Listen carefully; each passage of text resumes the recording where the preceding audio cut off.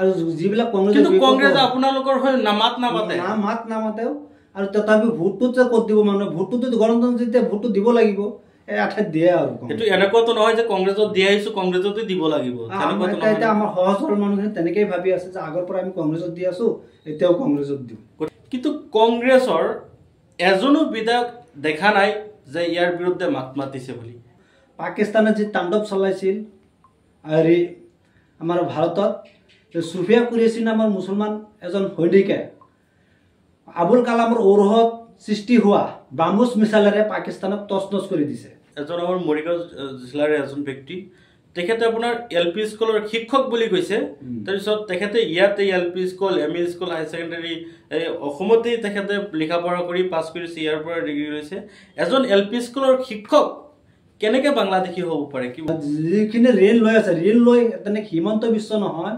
যিকোনো এজন মানুহে দেশ চলাব পাৰিব তাত আৰু দেশৰ উৎপাদিত টকাৰে তেওঁ দেশ চলাব নোৱাৰিলে তেওঁ এজন ব্যৰ্থ মুখ্যমন্ত্ৰী বুলি মই কওঁ এজন শিক্ষক তেওঁলোক বাংলাদেশ সজায় তেওঁলোক শিক্ষক পদটো তেওঁ নাকচ হ'ল এনে সাধাৰণ তেওঁলোকৰ এজনক ভৰাব এজন সাধাৰণ ব্যক্তি হ'লে বেলেগ কথা এজন শিক্ষক LP স্কুলৰ শিক্ষক আৰু শিক্ষকক আটক কৰিছে আৰু তেওঁক চাওক তেওঁৰ ভাই ককাই মা দেউতা সবেই স্বদেশী আৰু তেওঁ মাজৰ পৰা কেনেকে বাংলাদেশ হ'ল এইটো এটা চৰকাৰৰ ষড়যন্ত্ৰ আজিৰ পৰা ৰেগুলাৰ হ'ব গতিকে বৰ্তমান আমাৰ সৈতে উপস্থিত আছে বৰচলা গাঁও পঞ্চায়তৰ এজন সচেতন ব্যক্তি আমি প্ৰথমতে তেখেতৰ পৰা তেখেতৰ পৰিচয় জানিবলৈ চেষ্টা কৰিম হয় আপোনাৰ পৰিচয়টো দিলে বেছি ভাল হ'ব আজি ইয়াত উপস্থিত হ'লো আৰু আপোনাৰ নিমন্ত্ৰণত যেতিয়া আহিলো আপোনাক ধন্যবাদ দিলো আৰু আপুনি যি সুযোগ দিলে মোক ইয়াত চেনেলত বহিবলৈ তাৰ কাৰণে আপোনাক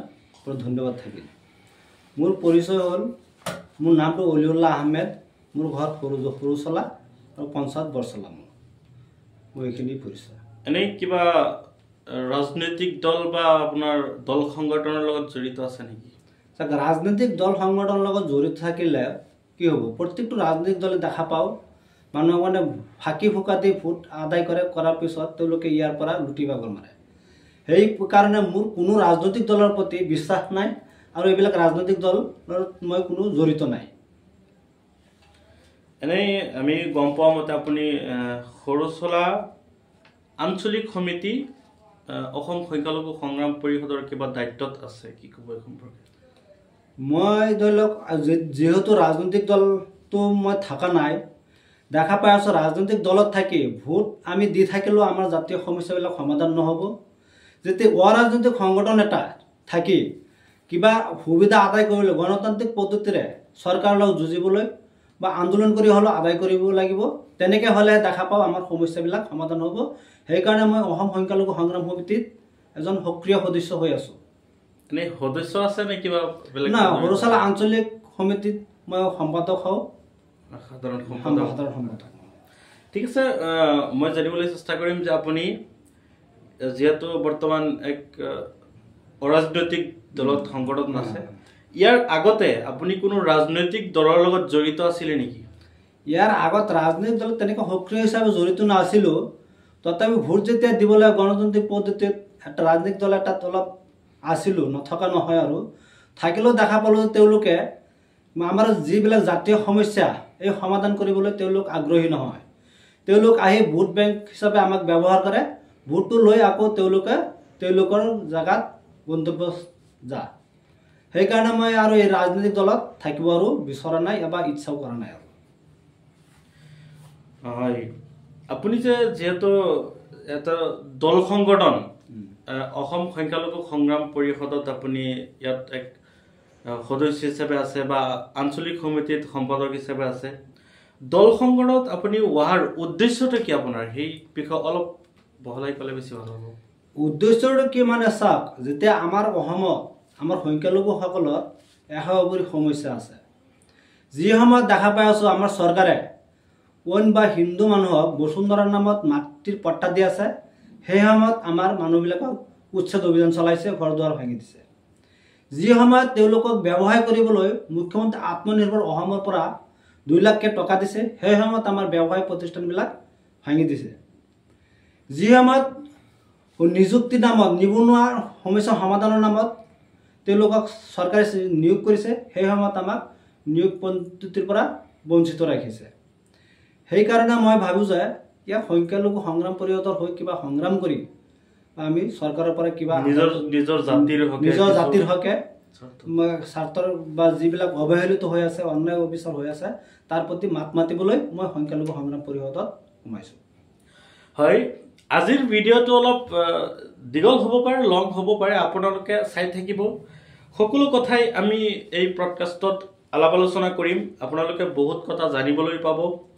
আৰু বৰ্তমান সময়ত দেখা গৈছে কিছুদিন ধৰি আমাৰ এই অলিউল্লাহ আহমেদ ছ'চিয়েল মিডিয়াত ভাইৰেল হৈ আছে আৰু বিভিন্নজনে বিভিন্ন ধৰণৰ নিজৰ যি মনোভাৱ তেখেতৰ সৈতে চিনাকি, তেখেতৰ এতিয়া বহুতেই চিনি নাপায়, হয়তো সৰু চলত বহুতেই চিনি পায়, কিন্তু বেলেগ জেগাত ঠাইত তেখেতক চিনি নাপায়। বহুতেই পৰিচয় বিচাৰিছে, গতিকে তেখেতৰ পৰা পৰিচয় গম পাইছে। গতিকে আপুনি দেখা গৈছে যে কিছুদিন ধৰি ছ'চিয়েল মিডিয়াত মানে পূৰা ভাইৰেল হৈ আছে, বিভিন্ন নিউজ চেনেলত দেখা পাইছোঁ আপোনাৰ। কেতিয়াবা আপুনি যদি বিজেপিক সমালোচনা কৰিছে, কেতিয়াবা ৰাইজৰ দলক কৰিছে, কেতিয়াবা কংগ্ৰেছক কৰিছে। আচলতে আপোনাৰ যে ছ'চিয়েল মিডিয়াত অহাৰ যিটো আপোনাৰ উদ্দেশ্যটো কি, আৰু আপুনি ভাইৰেল হ'বলৈ আহিছে নেকি, কি ক'ব এই সম্পৰ্কে? যিবিলাক দল সংগঠনক মই সমালোচনা কৰিছোঁ, অৱশ্যে এইবিলাক মই ভাইৰেল হোৱাৰ উদ্দেশ্য নহয়। উদ্দেশ্য নহ'লে তেওঁলোকে যিবিলাক দুৰ্নীতি কৰি আছে, কুকৰ্ম কৰি আছে, আমাৰ জাতিৰ প্ৰতি যিটো কুকৰ্ম তেওঁলোকে কৰি আছে, সেইবিলাক মোৰ আৰু দেখি সহ্য নহ'ল। যি সময়ত বিদ্যালয়সমূহত বিনামূলীয়াকৈ শিক্ষাদান কৰিছে শিশুসকলক, সেই সময়ত আমাৰ শিশুসকলক পৰীক্ষাৰ সময়তো উচ্ছেদ কৰি দিছে, তেওঁলোক থাকিবলৈ জেগা নোহোৱা হৈছে। যি সময়ত চৰকাৰে কৃষি প্ৰকল্প নিৰ্মাণ কৰিছে, গৰুকুটিত কৃষি প্ৰকল্প নিৰ্মাণ কৰিছে, সেই সময়ত গৰুকুটিৰ পৰা আমাৰ কৃষকবিলাকক উচ্ছেদিত কৰিছে। আমাৰ ইয়াতে কৃষকৰ মাটিবিলাক দখল কৰি তেওঁলোকে কিবা অনুষ্ঠান প্ৰতিষ্ঠানো পতা আমি দেখা পাইছোঁ। সেইকাৰণে মই ইয়াৰ বিৰোধিতা মাত মাতিছোঁ। মোৰ তাত কিন্তু কিবা ভাইৰেল হোৱাৰ উদ্দেশ্য নাই, আৰু মোৰ তাত কিবা ব্যক্তিগত লাভালাভ নাই। মোৰ এই প্ৰতিবাদত সমালোচনাত যদি ৰাইজৰ কিবা লাভ হয়, তাতে মই ধন্যবাদ বা উপকৃত হোৱা বুলি মই বিবেচনা কৰিম। আচ্ছা, আপুনি ব্যক্তিগত হিচাপে আপুনি যিহেতু অসমত বিভিন্ন ৰাজনৈতিক দল আছে, কংগ্ৰেছেই হওক, বিজেপি হওক, ৰাইজৰ দলে হওক বা UIDF হওক, আপুনি কোনটো দলক ভাল বুলি ভাবে বা বেছি উন্নয়ন কৰিছে বা ৰাইজৰ কাৰণে, ৰাইজৰ হকে ভাল কাম কৰিছে বুলি ভাবে? কোনো দলে ৰাইজৰ দলেতো তেওঁলোকে চৰকাৰ গঠন কৰিব পৰা নাই। তেওঁলোকে এজন MLA হৈছে, MLA এজন হয়তো তেওঁ বহুত দীঘল দীঘল লেকচাৰ দি থাকে। আৰু ধৰি লওক কংগ্ৰেছ চৰকাৰ বা AJP BJP যি চৰকাৰ কৰিছে, তেওঁলোক যি কাম কৰিছে, এই কাম তেওঁলোকে চৰকাৰ নহয়, যিকোনো চৰকাৰে এইবিলাক কাম কৰিব পাৰিব, দেশৰ পইচা দি এই কামবিলাক কৰিব। আৰু যি বৰ্তমান হিমন্ত বিশ্ব শৰ্মাই তেওঁলোকে উন্নয়নৰ যি শ্লোগান বজাই আছে, কিবা হিতাধিকাৰী নিৰ্বাচন কৰি আছে, ক'ৰবাত কৈ মেডিকেল বনাই আছে বুলি কৈছে, সকলো টকা ধাৰ লৈ কৰি আছে। এনেকে ধাৰ লোৱা, যি ধাৰ লোৱা, যিখিনি ঋণ লৈ আছে, ঋণ লৈ তেনেকে হিমন্ত বিশ্ব নহয়, যিকোনো এজন মানুহে দেশ চলাব পাৰিব। তাত আৰু দেশৰ উৎপাদিত টকাৰে তেওঁ দেশ চলাব নোৱাৰিলে, তেওঁ এজন ব্যৰ্থ মুখ্যমন্ত্ৰী বুলি মই কওঁ। কিয় তেওঁ ৰাজভঁৰাল ৰোদন কৰি দি আৰু অহংকনত ঋণত গৈ আছে। হয়, দেখা গৈছে যে আপুনি কংগ্ৰেছৰ বিষয়ে কি ক'ব? যিহেতু লাহৰীঘাট দেখা গৈছিলে, ডক্টৰ নজৰুল ইছলামে মন্ত্ৰীও আছিলে, কিন্তু তেখেতৰ যি নিৰ্বাচনী প্ৰচাৰত আহি কয় যে মৰিগাঁও যিটো সমষ্টি আছে, ভিতৰুৱা যিবিলাক ৰাস্তা আছে পূৰা পাক্কা আছে বা পূৰা মানে ৰাস্তাটো ভাল, কিন্তু লাহৰীঘাট সমষ্টিত তেনেকৈ নাই। গতিকে সেইদিনা নিৰ্বাচনী প্ৰচাৰ চলাবলৈ আহি এই কথাষাৰ কৈছিল যে মৰিগাঁও সমষ্টিত যদি ভিতৰুৱা ৰাস্তাবিলাক পাকা আছে বা ভাল, তেতিয়াহ'লে লাহৰীঘাট সমষ্টিত কিয় নাই? যিহেতু তেখেতৰ MLA বৰ্তমান আসিফ মহম্মদ নাজাৰ 4 বছৰ ধৰি বৰ্তমান তেখেতে ৰাজত্ব কৰি আছে। আগতে তেখেতৰ দেউতাকে কৰিছিলে, সেই সমস্যাখিনি সমাধান কৰা নাই। তথাপিও আকৌ আহি ভোট চাইছে যে আৰু 5টা বছৰ আমাক দিয়ক, আমি সেই কামখিনি সমাধান কৰিম। যোৱা 25টা বছৰত যিখিনি কাম সমাধান কৰিব পৰা নাই, এই 5টা বছৰত কৰিব কি বুলি ভাবে আপুনি? তেওঁলোকে পিতা পুত্ৰই আজি 30 বছৰ ধৰি লাহৰীঘাটত ৰাজত্ব কৰি আছে। তেওঁৰ দেউতাৰ দিনত যেতিয়া চৰকাৰ আছিল কংগ্ৰেছৰ, তেওঁ এজন কেবিনেট মন্ত্ৰীও আছিল, কেইবাটাও দপ্তৰ চলাইছিল। তো নিবনুৱা সমস্যা মোটেই সমাধান কৰিব চেষ্টা কৰা নাই, কোনো নিয়োগৰ সৃষ্টি কৰা নাই। আমাৰ লাহৰীঘাট সমষ্টিত মাত্ৰ 2-4জন ল'ৰাকে চাকৰি বাকৰি দিছে, তেনেকৈ উল্লেখযোগ্য চাকৰি বাকৰি দিয়া নাই। আৰু আমাৰ লাহৰীঘাটৰ যিটো বান আৰু গৰাখহনীয়া তাত কিন্তু সমস্যা সমাধান কৰিব নোৱাৰিলে। কিন্তু বৰ্তমান দেখা গৈছে পীযুষ হাজৰিকাই সেই বানৰ কিবা মাথাউৰি বান্ধি দিছে, এতিয়া বৰ্তমান বানৰ সমস্যা নাই, এই সম্পৰ্কে কি ক'ব? মাথাউৰিটোতো প্ৰতি বছৰে বান্ধি দিয়ে, কংগ্ৰেছ চৰকাৰ হ'লেও বান্ধে, বিজেপি এজিপি চৰকাৰ হ'লেও বান্ধে। কিন্তু বালিৰ মাথাউৰি বান্ধি ৰাইজৰ পৰা দেখুৱাই যে আমি বান নিয়ন্ত্ৰণৰ কাৰণে চেষ্টা কৰি আছোঁ। চাওক, এতিয়া বান বঢ়োৱা কাল আহিছেহে। এতিয়া বানপানী এই মাথাউৰি যে থাকিব, যি বালিৰ মাথাউৰি, এইটোতো কোনো গেৰাণ্টি দিব নোৱাৰি। এই পানী হ'লে গৰাখহনীয়া এইবিলাক আকৌ বানপানী হ'ব। পীযুষ হাজৰিকা নহয়, নজৰুল মিনিষ্টাৰো নহয় বা আসিফ নাজৰো নহয়, এইটো সমস্যা সমাধান কৰিবলৈ তেওঁলোক কাৰো প্ৰতি আগ্ৰহ নাই। তেওঁলোক এইবিলাক সমস্যা সমাধান হ'লে তেওঁলোকৰ ৰাজনীতি বন্ধ হৈ যাব। তেওঁলোকে যেতিয়া বানপানী বা কিবা গৰাখহনীয়া কিবা প্ৰাকৃতিক দুৰ্যোগে দেখা দিয়ে, তেওঁলোকে এইটো এটা নিৰ্বাচনী হাতিয়াৰ হিচাপে ব্যৱহাৰ কৰি প্ৰতি বছৰ তেওঁলোকে জনপ্ৰতিনিধি হিচাপে পাছ কৰে। দেখা গৈছে ৰাইজৰ দল বৰ্তমান যে পঞ্চায়ত নিৰ্বাচন হৈ গ'ল, দেখা গৈছে হিন্দু যিবিলাক এলেকা আছে, ঠাই আছে, আৰু তেওঁৰ পৰা দেখা গৈছে যিসকল মুছলমান ঠাই আছে বা এলেকা আছে, তাত ৰাইজৰ দলে বেছি গুৰুত্ব দিছে। আচলতে কি ৰাইজৰ দলৰ কি এইটো উদ্দেশ্য নেকি? আপুনি কি বুলি ভাবে যে মিয়া মুছলমানৰ ভোট মানে বিভাজন কৰোঁ, তাৰ পৰা যাতে কি বুলি ভাবে এই সম্পৰ্কে? মই এই সম্পৰ্কে আগতে এটা নিউজত কৈছিলোঁ যে অখিল গগৈ হ'ল বিজেপিৰ বি টিম। যেতিয়া হিন্দু মানুহখিনি বিজেপিৰ ফলীয়া হৈ গ'ল, এজিপি বিজেপিৰ ফলীয়া হৈ গ'ল, এতিয়া অখিল গগৈ আৰু হিমন্ত বিশ্ব শৰ্মা তেওঁলোকে দিনত তেওঁলোকে কাজিয়া দেখা মিডিয়াত, আৰু ৰাতি হ'লে তেওঁলোকে এটা গোপন বুজাবুজি আছে বুলি মই আগৰ এটা ভিডিঅ'ত মই কি কৈ আছোঁ, দেখা গৈছে যে অখিল গগৈয়ে কৈছে যে বৰ্তমান অহা যিটো 26 চনত ইলেকশ্যন হ'ব, তাত কংগ্ৰেছৰ লগত মিত্ৰতাত এই ইলেকশ্যন খেলিব। কি ক'ব সম্পৰ্কে? যিহেতু আপুনি কৈছে ৰাইজৰ দল বিজেপিৰ বি টিম বুলি কৈছে। নহয়, তেওঁলোকতো কংগ্ৰেছৰ লগত মিত্ৰতা নকৰে, মিত্ৰতা এইটো ভাওনা এটা জুৰিছে। তেওঁ মংগলদৈ লোকসভাত পঞ্চায়ত নিৰ্বাচনত প্ৰচাৰ চলাব গৈছিল যে আপুনি যদি কংগ্ৰেছত ভোট দিয়ে তেতিয়াহ'লে আপোনালোকে বাংলাদেশী হ'ব। সেই কংগ্ৰেছৰ লগত তেওঁ কেনেকৈ চামিল হ'ব? এইটো কোৱা মানে তেওঁ ইনডাইৰেক্টলি বিজেপিক সহায় কৰি দিয়া। বিজেপি অখিল গগৈয়ে যোৱা নিৰ্বাচন যেতিয়া MLA হৈছে, তেওঁ জেলত আছিল আৰু জেলত চিকিৎসাধীনৰ কাৰণে GMC মেডিকেলত আছিল। তাৰ পৰা তেওঁ নিৰ্বাচনী কৌশলবিলাক ৰণনীতিবিলাক প্ৰস্তুত কৰিছিল। তেওঁলোকে নিৰ্বাচনৰ কাৰণে নেতা পালি নেতাৰ লগত কথা পাতিছিল।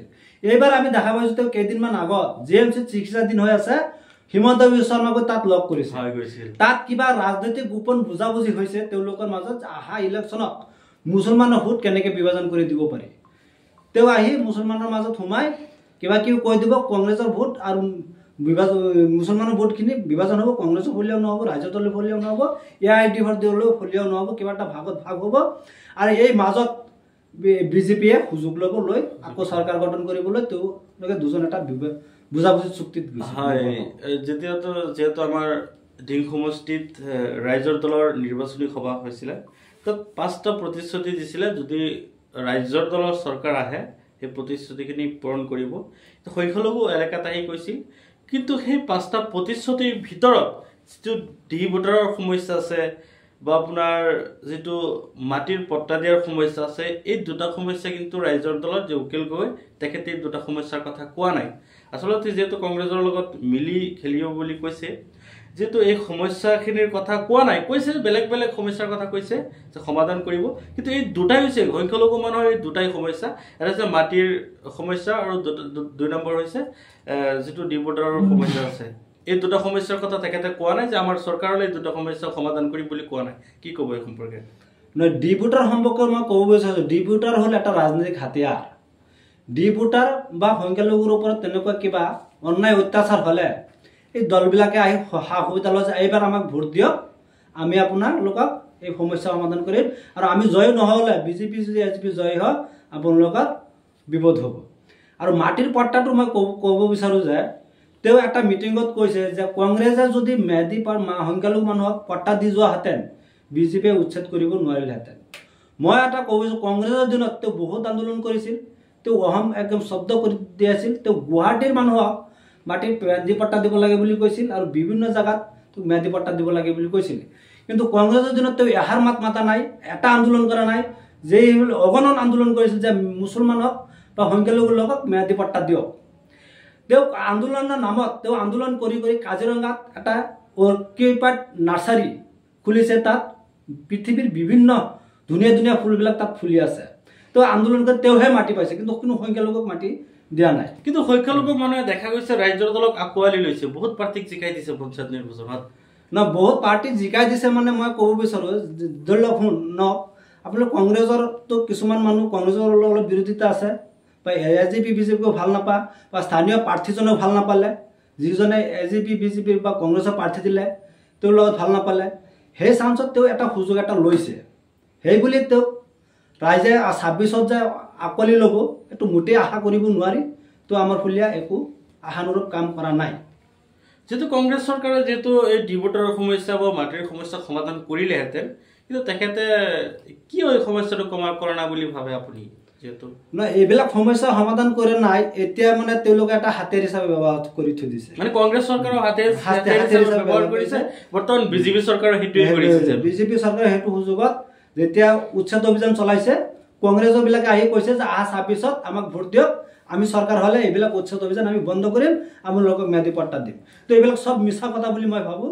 আপোনাৰ মই আজি চেনেলৰ জৰিয়তে ৰাইজক আহ্বান জনাওঁ, এইবিলাক আপোনালোক কাৰো কথাত ভুল নাযাব। আপোনালোকে অহা 26ৰ ইলেকশ্যনত উপযুক্ত কেণ্ডিডেটজনক চাইহে আপোনালোকে ভোট প্ৰদান কৰিব বুলি মই আহ্বান জনালোঁ। হয়, আপুনি কি বুলি ভাবে? আমি ইয়াতে আঞ্চলিকত আহিছোঁ, যিহেতু লাহৰীঘাট সমষ্টিত কংগ্ৰেছী বাৰে বাৰে জিকিছে বা জিকি আহিছে। বৰ্তমান যদি আপোনাৰ লাহৰীঘাট সমষ্টিৰ পৰা আমাৰ কংগ্ৰেছৰ বিধায়ক টিকেট যাকে দিয়ে, যদি কংগ্ৰেছৰ পৰা আসিফ মহম্মদ নাজাৰ বা বেলেগে যদি জিকিব পাৰে, কংগ্ৰেছৰ পৰা বিধায়ক হ'ব পাৰে, তেতিয়া কি ৰাজ্যত কংগ্ৰেছ চৰকাৰ হ'ব নে কোন চৰকাৰ হ'ব, কি বুলি ভাবে আপুনি? 26ৰ নিৰ্বাচনত যিটো আমি বতাহ দেখা পাই আছোঁ, হিমন্ত বিশ্ব শৰ্মাই যিবিলাক প্ৰতিশ্ৰুতি দিছিল সেইবিলাক প্ৰতিশ্ৰুতি কিন্তু পালন কৰিব পৰা নাই। আৰু যোৱা ইলেকশ্যনত যে তেওঁ যে মুখ্যমন্ত্ৰী এজন হৈছে, তেওঁক মুখ্যমন্ত্ৰী কিন্তু ৰাইজে পতা নাছিল। সৰ্বানন্দ সোণোৱালকহে বিজেপিয়ে মুখ্যমন্ত্ৰী প্ৰক্ষেপ কৰি ইলেকশ্যন খেলিছিল। এতিয়া তেওঁ চলে বলে কৌশলে সৰ্বানন্দ সোণোৱালৰ পৰা তেওঁ মুখ্যমন্ত্ৰী পদটো কাঢ়ি ল'লে। আকৌ যে তেওঁক আকৌ দ্বিতীয়বাৰ সুবিধা দিব, সেইটো তেওঁ আশা কৰিলে। যিহেতু পীযুষ হাজৰিকাই কৈছে যে এইবাৰ আকৌ মুখ্যমন্ত্ৰী হ'ব হিমন্ত বিশ্ব শৰ্মা। নহয়, তেওঁলোকে আকৌ মুখ্যমন্ত্ৰী হিমন্ত বিশ্ব শৰ্মা, মই আগৰ এটা ভিডিঅ'ত কৈ গৈছোঁ যে তেওঁ নৰেন্দ্ৰ মোদীৰ পৰাহে আশীৰ্বাদ বিচাৰিছে আকৌ এবাৰ মোদী চৰকাৰ। তেওঁলোকে কিন্তু ৰাইজৰ ওচৰত আহা নাই। তেখেতৰ শ্লোগান সেইটোৱে, তেওঁৰ শ্লোগান সেইটোৱে, তেওঁৰ হাতিয়াৰ সেইটোৱে, তেওঁৰ শ্লোগান, আৰু তেওঁৰ কোনো উন্নয়নমূলক শ্লোগান নাই। তেওঁ হাতিয়াৰ সেইটো হিচাপে তেওঁ ৰাইজৰ ওচৰত অহা নাই যে ৰাইজৰ চৰকাৰ হ'ব, ৰাইজে মোক ভোট দি মোক CM বনাওক। তেওঁ কিন্তু নৰেন্দ্ৰ মোদীৰ ওচৰতহে চাপিছে। এতিয়া আমি পঞ্চায়ত নিৰ্বাচনত আহি যাম। যিহেতু পঞ্চায়ত নিৰ্বাচন হৈ গ'ল সদ্যগৃহীত, আজিৰ দিনত দেখা গৈছে ৱাৰ্ড সদস্য বা সদস্যসকলক মানে জয়ীৰ যিটো প্ৰমাণ পত্ৰ সেইটো দিয়া হৈছে। গতিকে দেখা গৈছে আপোনালোকৰ বৰচলা গাঁও পঞ্চায়তত আঞ্চলিক সদস্য কংগ্ৰেছৰ জয়ী হৈছে, আৰু যিহেতু ৱাৰ্ড সদস্য বা সদস্য কোনো চিহ্ন নাছিল, নিৰ্দলীয় হিচাপে খেলিছে। দেখা গৈছে বেছিভাগ প্ৰাৰ্থী কংগ্ৰেছৰ সমৰ্থিত মানে প্ৰাৰ্থী জয়ী হৈছে। কি ক'ব এই সম্পৰ্কে? এতিয়া কাৰ ফলীয়া চৰকাৰ পঞ্চায়ত গঠন হ'ব বুলি ভাবে? এইবাৰ যিহেতু আমাৰ পঞ্চায়তত বেছিভাগ সদস্যই কংগ্ৰেছৰ হৈছে, আৰু আমাৰ আসিফ নাজাৰ যিজন কংগ্ৰেছৰ বিধায়ক, তেওঁ এটা ভাল সুনেতৃত্ব দি তেওঁলোকক ধৰি ৰাখিছে, আৰু এই চৰকাৰটো আমাৰ পঞ্চায়ত বডিটো কংগ্ৰেছৰ বনাবলৈ পুৰা নজৰত আছে। এইটো বহুত সম্ভাৱনা কংগ্ৰেছৰ হৈ যাব বুলি এটা সম্ভাৱনা। কিন্তু দেখা গৈছে আপুনি যিহেতু কৈছে কংগ্ৰেছৰ ফালৰ পৰা হ'ব, কিন্তু আজি যিটো আমি পাইছোঁ, দেখা গৈছোঁ যে 5জনে বিজেপিৰ ফালৰ পৰা ফাৰহানা বেগমক সভানেত্ৰী হিচাপে বিচাৰিছে। তাৰ মাজত আছে আপোনাৰ 5জন আছে, তেখেতক লৈ 5জন আছে। কি ক'ব এই সম্পৰ্কে? যিহেতু বিজেপিৰ ফালৰ পৰা 5জনে অলৰেডি সমৰ্থন কৰিছে আৰু 5জন বেলেগ ফালে আছে। আপোনাৰ ধৰি লওক ফাৰহানা বেগম বিজেপিৰ ফালৰ পৰা 5জনে সমৰ্থন কৰিলে, আৰু 5জন ধৰি লওক কংগ্ৰেছৰ ফালৰ সমৰ্থনত আছে। এতিয়া কংগ্ৰেছৰ ফালৰ সমৰ্থনক মই আগত এটা ভিডিঅ'ত কৈছিলোঁ যে প্ৰাক্তন সভাপতি যিজন আবু হানিফ, তেওঁৰ ককাই কিন্তু গফুৰ মাষ্টৰ ভাল সুদক্ষ ৰাজনীতিক। ইতিমধ্যে আমি জানিব পাৰিছোঁ যে বা অনুমান এটা কৰিব পাৰোঁ যে সময় মূৰত এইবিলাক বিজেপি বা কংগ্ৰেছৰ যিবিলাক আছে তেওঁলোকে আহি কংগ্ৰেছতে এটা সমৰ্থন কৰিব আৰু কংগ্ৰেছৰে প্ৰেচিডেণ্টজন আশা কৰিব পাৰি। মানে আপুনি আবু হানিফাক সভাপতি হিচাপে বিচাৰিছে আৰু আবু সামনে হ'ব বুলি আপোনাৰ এটা সন্দেহ? এটা সন্দেহ, মোৰ পুৰা সন্দেহ এটা হৈছে। তেওঁৰ ৰাজনীতিক কেৰিয়াৰটো খুব ভালেই দেখা পাইছোঁ আৰু মানুহক যিটো হাত কৰিব লাগে যেনেকৈ তেওঁ টেকনিকটো বহুত ভাল দেখা পাইছোঁ। গতিকে এতিয়া আমি এইটো ৰাজনৈতিক কথা বতৰা পাতিলোঁ। এতিয়া আপুনি আহিছোঁ আপোনাৰ কিছুমান পাৰ্চনেল হেৰিত। এতিয়া আপুনি বৰ্তমান কি কৰি আছে ঘৰত? কিবা বিজনেছ বা কিহত আপুনি জড়িত হৈ আছে? মই কৰা মানে যিহেতু পৰিয়াল এটা আছে, পোহপাল দিবই লাগিব, আৰ্থিক উপাৰ্জনৰ কাৰণে অলপ খেতি বাতি কৰোঁ আৰু এনে সময় পালে ৰাইজৰ মাজত বহোঁ। কিবা সমাজত আমাৰ বেয়া বিচাৰ অন্যায় এইবিলাক হ'লে তাত মাত মাতোঁ। আমাৰ যিটো ভাৰতবৰ্ষত আপোনাৰ মুছলমান মানুহৰ ভূমিকাৰ অৱদান কি বুলি আছে, আপুনি কি বুলি ভাবে? ভাৰতবৰ্ষত আমাৰ মুছলমানসকলৰ অৱদান 100% আছে বুলি ভাবোঁ। যিহেতু স্বাধীনতাৰ আগৰ পৰাও বা পিছৰ পৰাও যিহেতু দেখা পাওক পৃথিৱীৰ 7টা আচৰিত বস্তুৰ ভিতৰত এটা হ'ল আগ্ৰাৰ তাজমহল। সেইটো মুছলমানে নিৰ্মাণ কৰিছিল আৰু তাৰ পৰা বহু পৰ্যটকে আহে। আমাৰ ভাৰত চৰকাৰে ইয়াৰ পৰা বহুত পৰিমাণৰ ৰেভিনিউ পায় আৰু আমাৰ আৰ্থিক অৱস্থাটো সচ্ছল হৈছে। আৰু আমি যিটো দেখা পাওঁ লালকিল্লাত স্বাধীনতা দিৱসত বা গণতন্ত্ৰ দিৱসত প্ৰধানমন্ত্ৰীয়ে পতাকা উত্তোলন কৰে, সেইটো আমাৰ মুছলমানে নিৰ্মাণ কৰিছিল। কুতুব মিনাৰো মুছলমানে নিৰ্মাণ কৰিছিল। এতিয়া আমি শেহতীয়াভাৱে যিটো দেখা পাওঁ পাকিস্তানে যি তাণ্ডৱ চলাইছিল আৰু আমাৰ ভাৰতত চুফিয়া কুৰেশ্বি নামৰ মুছলমান এজন সৈনিকে আবুল কালামৰ ঔৰহত সৃষ্টি হোৱা ব্ৰাহ্মোছ মিছাইলেৰে পাকিস্তানক তছনছ কৰি দিছে। অপাৰেশ্যন সিন্ধুৰ জৰিয়তে তছনছ কৰি দিছে। সেইফালৰ পৰা আমি কওঁ আমাৰ কিন্তু দেশ প্ৰেমটো অধিক আছে বুলি মই অনুমান কৰিব পাৰিছোঁ। কিন্তু আৰু এটা কথা মই ক'ব বিচাৰোঁ, মই ছ'চিয়েল মিডিয়াতেই গম পাইছোঁ পাকিস্তানৰ এজন মুফতি নে কি নাম আছিলে, নামটো পাহৰি গৈছোঁ, এজন ভালকৈ নাজানো, যে ইনষ্টাত নে ক'ত শুনিছোঁ যে ভাৰতৰ যিবিলাক মুছলমান আছে দেশৰ কাৰণে জান দিবলৈ বাধ্য আছে বা আপোনাৰ দেশৰ স্বাৰ্থত মানে শ্বহীদ হ'বলৈও ৰাজি আছে। কিন্তু ভাৰতৰ যিবিলাক মানে হিন্দু সম্প্ৰদায়ৰ মানুহ আছে তেখেতসকলে ভাৰতৰ যিবিলাক মুছলমান আছে তেখেতসকলক মানি নলয়। যিহেতু ইতিমধ্যে দেখা গৈছে যিসকল আপুনি কুৰাইশী বুলি কৈছিলে, কি নাম আছিলে?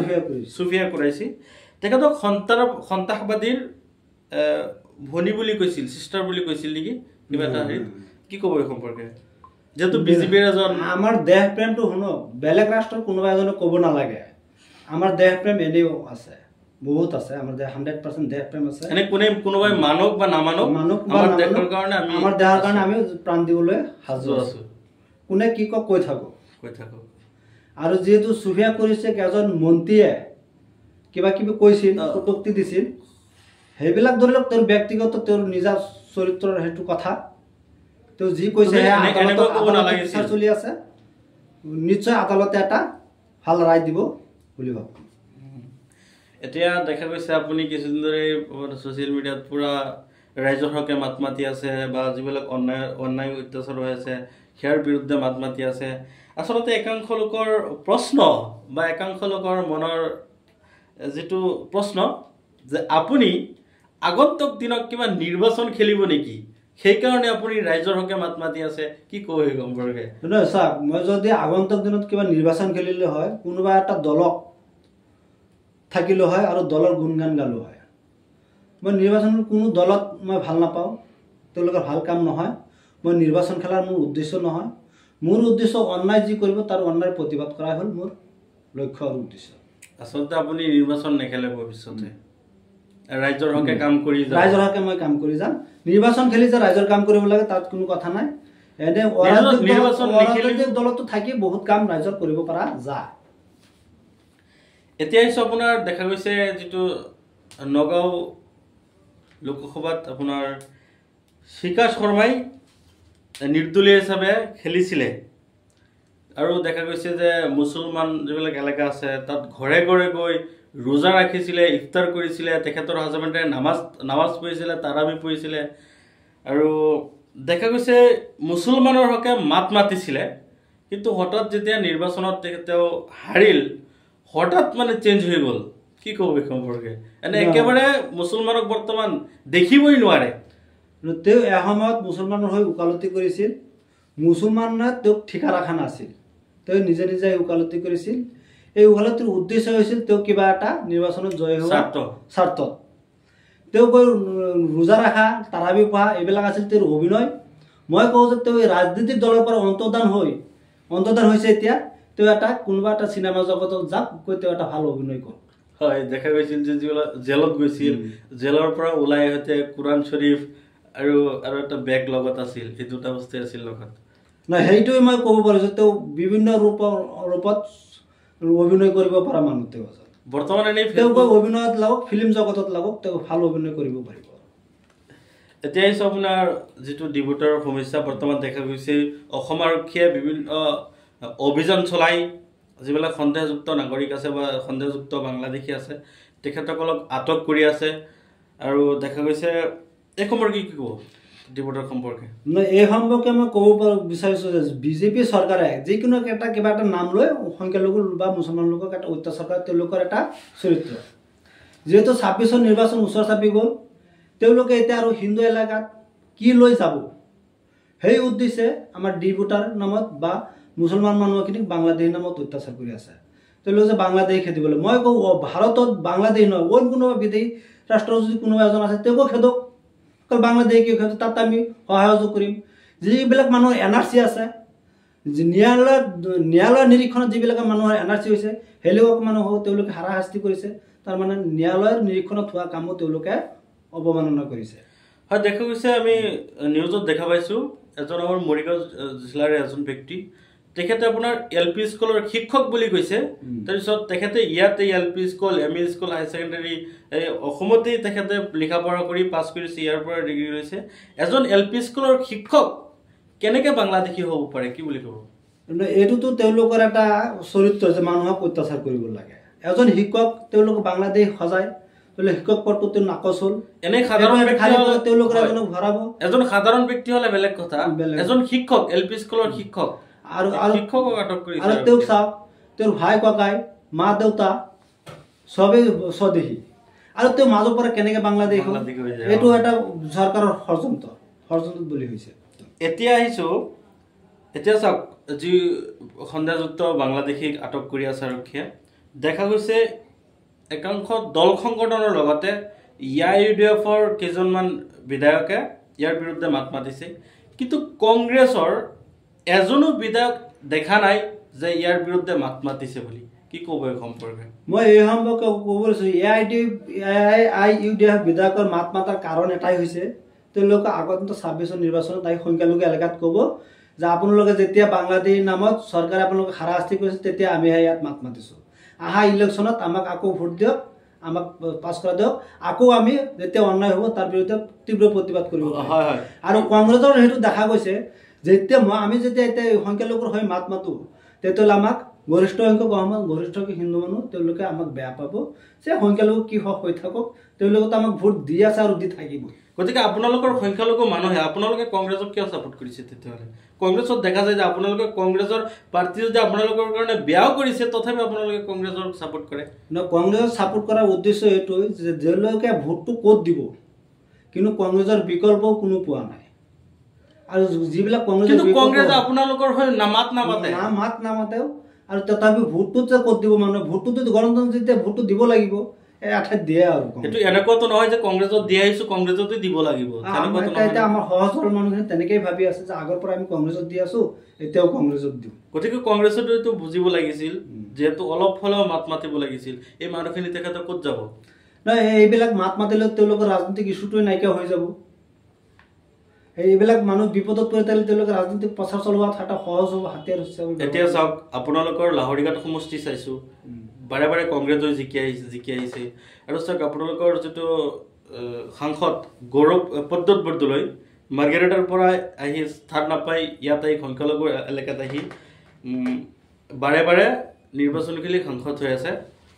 MP হৈ আছে গতিকে তেখেতো এবাৰো মাত নামাতে এই বিষয়ে আচলতে কথাটো এইটোৱে নেকি যে আমি বিভিন্ন ক্ষেত্ৰত গম পাওঁ বা শুনা পাওঁ যে এই ডিবৰ্ডৰ সমস্যা কংগ্ৰেছৰ দিনৰ পৰা আহিছে আৰু তেখেতে মাত পালে বিজেপি আকৌ ধৰিব যে আপোনালোকে এইটো সৃষ্টি কৰি থৈ গৈছে এতিয়া আমাক কিয় কৈ আছে ডিবৰ্ডৰ সমস্যাটো মই ক'ব বিচাৰোঁ যে যেতিয়াই AJP চৰকাৰে দ্বিতীয়বাৰ গভৰ্ণমেণ্ট কৰে তেতিয়াহ'লে তেওঁলোকে আছুৰ লগত এটা গোপন বুজাবুজি হৈছিল বিদেশী খেদাৰ নামত যিটো 97 চনৰ ভোটাৰ লিষ্টত বহু ক্ষেত্ৰত আমি কামত লগাব পাৰোঁ 97 চনৰ ভোটাৰ লিষ্টটো আৰু পদ্ধত বদল যে মাৰ্গেৰিটাৰ পৰা ইয়াত আহি সাংসদ হৈছে তো মাৰ্গেৰিটাৰ তেওঁৰ আস্থা নাই তো মই আগতো কৈছোঁ তেওঁ এজন পলায়নবাদী নেতা মাৰ্গেৰিটাৰ পৰা পলাই আহি আমাৰ নগাঁও ৰাজনৈতিক আশ্ৰয় লৈছে যি ৰাজনৈতিক আশ্ৰয়ত আমাৰ প্ৰাক্তন মন্ত্ৰী নজৰুল ইছলামে অৱদান যথেষ্ট আছিল আৰু তেওঁ হাতত ধৰাই আমাৰ নগাঁও সমষ্টি লোকসভা সমষ্টিত তেওঁক চাহ চিনাকি কৰি দিছিল সেইজন সাংসদে এইবাৰ পঞ্চায়ত নিৰ্বাচনত তেওঁৰ পুত্ৰ আসিফ নাজৰ বিধায়কৰ লগত টিকেট কেন্দ্ৰিত সংঘাতত লিপ্ত হৈছে আৰু তেওঁক এটা গোপন সূত্ৰে আমি জানিব পাৰিছোঁ যে যিটো আমাৰ হাতত প্ৰমাণো নাই কোনোবা কাৰোবাক ঘুষ দিলে প্ৰমাণ ৰাখি নিদিয়ে তেওঁলোকে এটা টকাৰ বিনিময়ত জিলা পৰিষদবিলাক টিকটবিলাক দিছে তেওঁলোকে এটা ব্যৱসায় কৰিব আহিছে কিন্তু তেওঁলোক আমাৰ হৈ মাত মাতিব অহা নাই তেওঁ ব্যৱসায়টো কৰিছে কৈ গ'ল হয় হয় তেখেতক টিকেট বিক্ৰেতা বুলি কেইজনমান কিছুমানে কয় যে মানুহৰ মাজত মানে সমালোচনা হৈ থাকে কিন্তু আপোনালোকৰ এই এলেকাত আপোনাৰ যিহেতু সংখ্যালঘু মানুহ বেছি আছিলে কিমান % হ'ব আমাৰ এইটো প্ৰায় 70% হ'ব ইয়াতো আপোনাৰ ৰকিবুল ইছলামক দিলেহেঁতেন টিকেট দিলেতো ৰকিবুল ইছলামে জয় কৰিলেহেঁতেন কিন্তু ইয়াত এজন মুছলমান মানুহ নিদি এজন হিন্দু মানুহ দিছে কি ক'ব সম্পৰ্কে এই সম্পৰ্কে মই ক'ব পাৰোঁ যে তেওঁলোক কংগ্ৰেছত যিহেতু হিন্দু এলেকাত আস্থা নাই কংগ্ৰেছৰ নেতাবিলাকে ভাবিছে যে আমি এজন প্ৰতিনিধি ইয়াৰ পৰা পাছ কৰাই দিওঁ সংখ্যালঘু এলেকাৰ পৰাই তেওঁলোক কিজানি কৈ সাংসদত আমাৰ সংখ্যালঘুৰ হৈ মাত মাতিব কিন্তু তেখেতে আমি ভাবা মতে কামটো নহ'ল মাত নামাতে এটা ব্যৱসায় আৰু কংগ্ৰেছৰ পৰা আপোনাৰ ৰকিবুল ইছলাম ৰকিবুল হুছেইন নেকি তেখেতে ৰকিবুল হুছেইন দিল্লীত গৈ পেলাই কিবা কেৰাম খেলাৰ কথা কয় এনে যিবিলাক সমস্যা আছে সমাধানৰ কথা একোৱেই নকয় না তেওঁতো এইটো ক'ব দৰকাৰো নাই ক'বলৈ তেওঁ সাংসদ হ'ব লাগে হৈছে মানে ৰাইজৰ কাম কৰিব নালাগে পাইছে আৰু তেওঁ ৰাইজৰ প্ৰতি আৰু গুৰুত্ব কেনে ভোট দি আছে মানুহ দি থাকিব সেইখিনি শুনক সেয়া উপহাৰ সামগ্ৰীত দিছে আৰু এটা কথা শুনিবলৈ পাওঁ যিটো ডিটেনশ্যন কেম্প আছে গোলপাৰাত এইটো কংগ্ৰেছৰ দিনত বনাইছে কি ক'ব এই সম্পৰ্কে আচলতে কংগ্ৰেছে বনাইছে নে বেলেগ AJP বনাইছে কংগ্ৰেছৰ দিনত আগতো আছিল ডিটেনশ্যন কেম্প কংগ্ৰেছৰ দিনতো বনাইছে ডিটেনশ্যন কেম্প এই ডিটেনশ্যন কেম্পত একচুৱেলি উদ্দেশ্যটো যে বাংলাদেশখিনি ভৰাব লাগে এইটোৱে নহয় যিমান বিদেশী আছে বা